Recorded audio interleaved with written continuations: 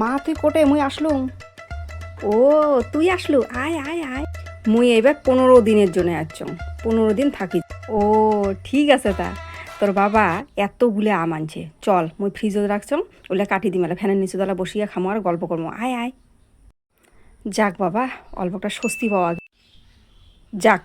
তা তোর কাপড় জামা হয়েছে? কলে পারে কত না বাসন থুইছং, ওইলে মাজি আয়, পরে বসিয়ে আলা ফ্যানের নিচে বসিয়ে আলা গল্পও কর্ম, আলা আমও খামো। যা বাসনগুলো ততক্ষণ মাজি এসে। A few moments later.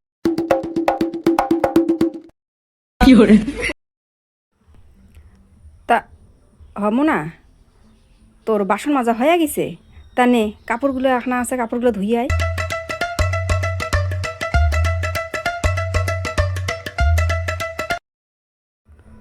ও কাপড় ধোয়া হয়ে গেছে?